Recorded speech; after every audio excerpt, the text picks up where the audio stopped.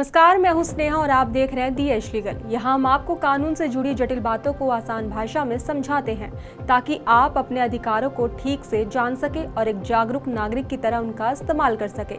तो आज के इस वीडियो में हम चर्चा करेंगे कुछ बेहद अहम कानूनी मुद्दों की, ऐसे मुद्दे जो सीधा असर डालते हैं आपकी रोजमर्रा की जिंदगी और आपके हक पर। तो चलिए करते हैं शुरू आज की प्रमुख कानूनी खबरों के साथ। हिमालयी राज्यों में जंगलों के नुकसान पर सुप्रीम कोर्ट सख्त, सीजीआई गवई ने पर्यावरणीय स्थिति पर जताई चिंता। सुप्रीम कोर्ट में सहारा कर्मचारियों के बकाया वेतन भुगतान की मांग वाली याचिका पर सुनवाई। सुप्रीम कोर्ट ने पुनर्विचार की सीमा स्पष्ट की, बेटी का सहदायिक अधिकार बरकरार रखा। डिस्कॉम की अपील खारिज, कोयला लागत सभी खरीदार साझा करें, सुप्रीम कोर्ट। ऑनलाइन प्लेटफॉर्म्स पर विवादित गानों को लेकर अवमानना लागू नहीं, पंजाब हरियाणा हाई कोर्ट। अब खबरें विस्तार से। सुप्रीम कोर्ट ने हिमालयी राज्यों में अवैध पेड़ कटाई, भूस्खलन और वनों को हो रहे नुकसान पर सख्त रुख अपनाया है। इस मामले पर दाखिल याचिका पर सुनवाई करते हुए कोर्ट ने केंद्र सरकार, हिमाचल प्रदेश सरकार और अन्य संबंधित पक्षों को नोटिस जारी कर 17 सितंबर तक जवाब मांगा है। सुनवाई के दौरान मुख्य न्यायाधीश बीआर गवई ने गंभीर चिंता जताते हुए कहा कि हाल ही में दिखाए गए वीडियो बिल्कुल उसी तरह है जैसे फिल्म पुष्पा में रक्तचंदन की लकड़ी से जुड़े दृश्य थे। उन्होंने इसे बेहद गंभीर स्थिति बताया। याचिका में आरोप लगाया गया है कि हिमालयी क्षेत्रों में तेजी से पेड़ों की कटाई हो रही है, जिससे जंगल खत्म हो रहे हैं और भूस्खलन जैसी आपदाओं का खतरा बढ़ गया है। सॉलिसिटर जनरल ने अदालत को बताया कि इस मुद्दे पर पर्यावरण सचिव और हिमालयी राज्यों के मुख्य सचिवों से चर्चा हो चुकी है और सरकार जल्द रिपोर्ट पेश करेगी। याचिकाकर्ता के वकील ने आग्रह किया कि हिमाचल प्रदेश में सुप्रीम कोर्ट के स्वतः संज्ञान वाले मामले को अन्य हिमालयी राज्यों में हो रही अवैध कटाई से जुड़े मामलों के साथ जोड़ा जाए। इस पर सीजीआई ने कहा कि पहले 55 पेड़ प्रजातियों को संरक्षित श्रेणी में रखा गया था, लेकिन नई अधिसूचना के संरक्षित प्रजातियों की संख्या कम कर दी गई है। तो वहीं सुप्रीम कोर्ट ने इस मुद्दे को गंभीर मानते हुए सभी संबंधित पक्षों को जवाब दाखिल करने का समय दिया है। अब इस मामले की अगली सुनवाई 17 सितंबर को होगी। अदालत ने ये साफ कर दिया है कि ये मसला देश के पर्यावरण और हिमालयी पारिस्थितिकी तंत्र की सुरक्षा से जुड़ा है, जिस पर वो कड़ी निगरानी रखेगी। दूसरी खबर है, सुप्रीम कोर्ट में एक याचिका दाखिल कर सहारा समूह को अपने कर्मचारियों को 16 करोड़ रुपए से ज्यादा बकाया वेतन का भुगतान करने का निर्देश देने की मांग की गई है। मामले का उल्लेख chief justice BR Gavai, justice K Vinod Chandran और जस्टिस अतुल एस चंद्रकर की पीठ के समक्ष किया गया। वकील ने कहा कि सहारा कर्मचारियों के बकाया वेतन के लिए एक आवेदन दायर किया गया है और इसे अवमानना याचिका में लंबित रखा गया है। उन्होंने आग्रह किया कि इस पर शुक्रवार को सुनवाई की जाए। तो वहीं इससे पहले पूर्व CJI Sanjiv Khanna, justice MM Sundresh और जस्टिस बेला त्रिवेदी की पीठ सहारा समूह के खिलाफ उन अवमानना याचिकाओं पर सुनवाई कर रही थी जिनमें 2012 के सुप्रीम कोर्ट के आदेश का उल्लंघन होने का आरोप था। 2012 में अदालत ने सहारा को 2 कंपनियों को आदेश दिया था कि वे 2008 और 2011 के बीच डिबेंचर में निवेश करने वाले 2 करोड़ से ज्यादा छोटे निवेशकों को 15% ब्याज सहित लगभग 25,000 करोड़ रुपए वापस करें। यह रकम सेबी के पास जमा करनी थी। रकम बकाया रहने पर सहारा के खिलाफ अवमानना की कार्रवाई शुरू हुई है। गौरतलब है कि 5 सितंबर 2024 को सुप्रीम कोर्ट ने सहारा को 15 दिनों के भीतर 1,000 करोड़ रुपए एक अलग एस्क्रो खाते में जमा करने का निर्देश दिया था। साथ ही कंपनी को मुंबई के वर्सोवा स्थित संपत्तियों के विकास के लिए संयुक्त उद्यम बनाने की सशर्त अनुमति दी गई ताकि वो अपने 10,000 करोड़ रुपए के कर्ज का भुगतान कर सके। अदालत ने स्पष्ट किया है कि विकास कार्य तभी शुरू होंगे जब संयुक्त उद्यम समझौते को कोर्ट से मंजूरी मिले। अगर 15 दिनों के भीतर समझौता दाखिल नहीं किया गया तो वर्सोवा की संपत्ति को जैसा है वैसा आधार पर बेचने का आदेश लागू होगा।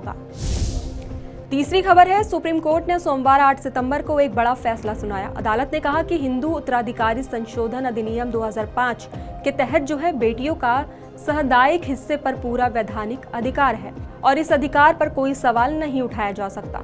मद्रास हाईकोर्ट ने एक मामले में तथ्यों की नई व्याख्या करते हुए अपना आदेश बदला था। सुप्रीम कोर्ट ने इसे गलत बताते हुए हाईकोर्ट का फैसला रद्द कर दिया। कोर्ट ने कहा कि पुनर्विचार का दायरा केवल रिकॉर्ड पर साफ गलती सुधारने तक सीमित है, इसे अपील की तरह इस्तेमाल नहीं किया जा सकता। ये मामला 2000 के एक विभाजन विवाद से जुड़ा था। 2003 में एक आदेश से बहन को संपत्ति से बाहर कर दिया गया था। बाद में उन्होंने 2005 के HSA और पिता के वसीयत का हवाला देकर अपने अधिकार की मांग की। निचली अदालत ने 2019 में याचिका खारिज कर दी, लेकिन 2022 में हाईकोर्ट ने उनके पक्ष में फैसला दिया। हालांकि 2024 में हाईकोर्ट ने पुनर्विचार करते हुए अपना ही फैसला पलट दिया। तो वहीं सुप्रीम कोर्ट ने कहा कि हाईकोर्ट ने अपने अधिकार क्षेत्र से बाहर जाकर तथ्यों की दोबारा जांच की और अपीलीय अदालत की तरह काम किया, जो गलत है। अदालत ने साफ किया कि बेटी का सादायिक हिस्से पर अधिकार सुरक्षित है और पुनर्विचार आदेश सिर्फ रिकॉर्ड की गलती तक सीमित रहना चाहिए। चौथी खबर की बात करें तो सुप्रीम कोर्ट ने सोमवार 8 सितंबर को डिस्कॉम की अपील खारिज करते हुए अपीलीय न्यायाधिकरण यानी कि APTEL का आदेश बरकरार रखा। अदालत ने कहा कि कोयले की कमी और उससे जुड़ी अतिरिक्त लागतों को सभी बिजली खरीदारों द्वारा समान रूप से वहन किया जाएगा।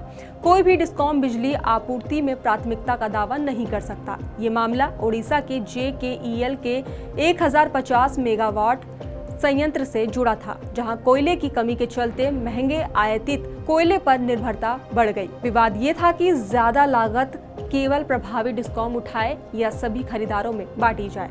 हरियाणा यूटिलिटीज ने अपने PPA के तहत 300 मेगावाट लिंक्ड कोयले पर विशेष अधिकार का दावा किया। वहीं ओडिशा की ग्रिडको ने प्राथमिकता के अधिकार की बात कही। तो वहीं पहले CERC ने लागत साझा करने का आदेश दिया था, जिसे APTEL ने बरकरार रखा। ऐसे में चीफ जस्टिस BR गवई और जस्टिस के विनोद चंद्रन की पीठ ने कहा कि सभी स्रोतों के कोयले की आपूर्ति डिस्कॉम के बीच ऊर्जा आपूर्ति के अनुपात में बांटी जाएगी। किसी समझौते की तिथि या कोयले के स्रोत के आधार पर प्राथमिकता का दावा नहीं किया जा सकता। इसके साथ ही अदालत ने यह भी साफ किया कि विद्युत अधिनियम की धारा 125 के तहत सुप्रीम कोर्ट में अपील केवल कानून के महत्वपूर्ण प्रश्नों पर ही हो सकती है, जब तक निचली संस्थाओं के निष्कर्ष मनमाने, विकृत या फिर वैधानिक प्रावधानों के विपरीत न हो, तब तक न्यायालय हस्तक्षेप नहीं करेगा।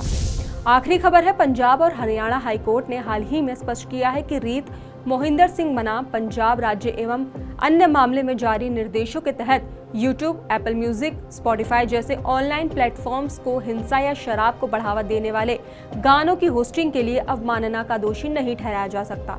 इस मामले में पहले जारी किए गए निर्देश मुख्य रूप से ध्वनि प्रदूषण को रोकने और ध्वनि उत्पन्न करने वाले उपकरणों के इस्तेमाल को नियंत्रित करने से जुड़े थे, जैसे रात 10 बजे से सुबह 6 बजे तक लाउडस्पीकर का उपयोग न करना और साउंड सिस्टम का शोर स्तर तय सीमा से 5 dB एक से ज्यादा न होना। जस्टिस सुदीप्ति शर्मा ने कहा कि याचिका में उठाई गई मुख्य शिकायत ऑनलाइन डिजिटल प्लेटफॉर्म्स पर गानों की उपलब्धता को लेकर है, लेकिन अदालत के पुराने आदेश का दायरा ऑनलाइन सामग्री या उसके प्रसारण तक नहीं जाता। ये आदेश केवल भौतिक स्थानों पर ध्वनि प्रदूषण के नियम तक सीमित है। कोर्ट ने यह भी जोड़ा कि अगर डिजिटल प्लेटफॉर्म्स पर मौजूद सामग्री को नियंत्रित या हटाने का सवाल है, तो उसका समाधान मध्यस्थों और कंटेंट रेगुलेशन से जुड़े कानूनों में ढूंढा जाना चाहिए, न कि इसे अदालत के पूर्व आदेश की अवमानना के तौर पर देखा जा सकता है। तो वहीं याचिकाकर्ता हार्दिक आलूवालिया ने दलील दी थी कि अदालत के फैसले के बावजूद विवाह समारोह, क्लबों और सार्वजनिक आयोजनों में हिंसा, नशे और शराब को बढ़ावा देने वाले गाने बजाए जा रहे हैं और ऐसी सामग्री ऑनलाइन प्लेटफॉर्म्स पर आसानी से उपलब्ध है। तो ये थी आज की बड़ी कानूनी खबरें। अगर आपको ये जानकारी काम की लगी हो तो वीडियो को लाइक और शेयर जरूर करें और कानून को आसान भाषा में समझते रहने के लिए दी एज लीगल को सब्सक्राइब करना ना भूलें।